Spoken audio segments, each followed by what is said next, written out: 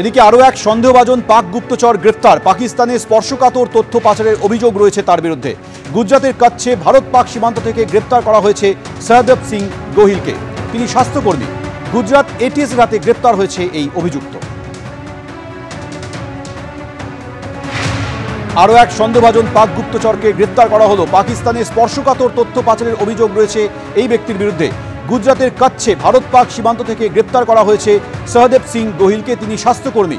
Gujarat ATS রাতে গ্রেপ্তার হয়েছে সহদেব সিং গোহিল। ইউটিউবার জ্যোতি মালহোত্রা গ্রেপ্তার করার পর থেকে একের পর এক পাকিস্তানে গুপ্তচর বৃত্তির অভিযোগে গ্রেপ্তার করা হয়েছে। আর এবার গ্রেপ্তার করা হলো আরও একজনকে। গুজরাতের কাছে ভারত পাক সীমান্ত থেকে গ্রেপ্তার করা হয়েছে সহদেব সিং গোহিলকে। গত কয়েকদিনে হরিয়ানার ইউটিউবার জ্যোতি মালহোত্রাকে গ্রেপ্তার করার পর একের পর এক চাঞ্চল্যকর তথ্য সামনে আসছে। পাকিস্তানের হয়ে গুপ্তচর বৃত্তির অভিযোগে তাকে গ্রেপ্তার করা হয়। এর পাশাপাশি আরও কয়েকজনকে দেশের বিভিন্ন প্রান্ত থেকে পাকিস্তানের হয়ে গুপ্তচর বৃত্তির অভিযোগে গ্রেপ্তার করা হয়েছিল। তদন্ত করে এবার গুজরাতের কাছ থেকে ভারত পাক সীমান্ত থেকে গ্রেপ্তার করা হলো সহদেব সিং গোহিলকে। তিনি স্বাস্থ্যকর্মী। গুজরাট এটিএস রাতে গ্রেপ্তার করা হয়েছে এই সহদেব সিং গোহিলকে। এর আগে পাক চর সন্দেহে মোহাম্মদ হারুনকে গ্রেপ্তার করা হয়েছিল।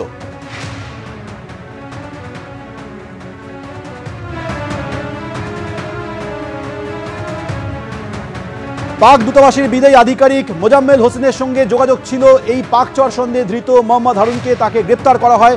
পাকিস্তানের কাছে বিভিন্ন স্পর্শকাতর তথ্য পাচারের অভিযোগে গ্রেপ্তার করা হয়। আর এবার পাক গুপ্তচর সন্দেহে গ্রেপ্তার করা হলো গুজরাতের কাছ থেকে সহদেব সিং গোহিলকে। স্বাস্থ্যকর্মী সহদেব সিং গোহিলকে গ্রেপ্তার করেছে গুজরাট এটিএস।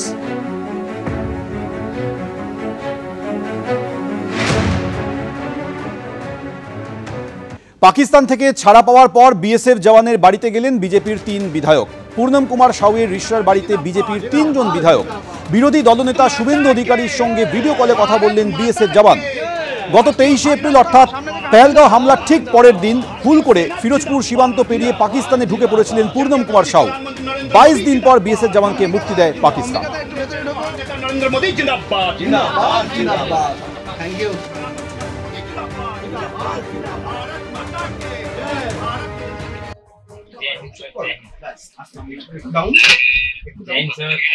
सब बढ़िया सर। मुलाकात हो जाएगा एक दिन। हाँ सर हो जाएगा। आपको एप्रिशिएट करूंगा और बस काफी। Okay sir thank you. आप घर में मिसेस से बात किए उसके लिए काफी शुक्रिया अदा कर रहा हूँ।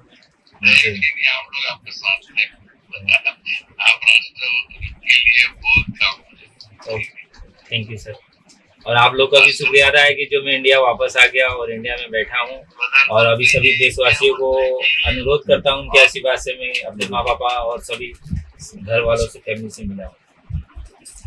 आपको सही सलामत वापस करने के लिए जब पाकिस्तान का साथ देश का ये मौका मीटिंग हुआ उसमें एजेंडा में पीके सब था। सर ऐसा कुछ मुझे तो नहीं पता था। मंत्री रक्षा मंत्री इन्होंने आपके लिए बहुत काम किया। हाँ हम सेंट्रल के लिए काम करते हैं तो इनके बदौलत हम खड़े रहते हैं कि हमारे रक्षा मंत्री गृह मंत्री और हमारे श्री অপারেশন সিন্দুর নিয়ে আপনি কি বলেন? আপনি একজন বিএসএফ জওয়ান। তাই আমি জানতাম না অপারেশন সিন্দুর। আমি এখানে ছিলাম না ইন্ডিয়াতে, আমি বাইরে পাকিস্তানে বসেছিলাম। অপারেশন সিন্দুর কখন হলো, কি জন্য হলো, এগুলো আমি বাইরে এসেছি টিভিতে দেখেছি, তখন আমি বুঝতে পারলাম কি হচ্ছে। দাদা যখন অপারেশন সিন্দুর চলছে ঠিক তখন পাকিস্তানের মধ্যে আপনি যখন বসে রয়েছেন আপনার ওখানে পাকিস্তানে কিছু আলোচনা করছে না এরকম ওই বিষয়টি? এরকম কিছু আলোচনা ওনাদের কিছু খবর দেয় না। আপনি অন্য দেশ থেকে আছেন, আপনাকে কিছু ওরকম কিছু খবর দেয় না বা ওনারা দুশ্চিন্তায় ভুগছেন এরকম কিছু না। আমাদের অন্য দেশে বসে আছি তো আমাদের ইন্ডিয়াতে যখন চলে যায় কেউ চলে যায় এরকম ওনাদের খবর কিছু দেয়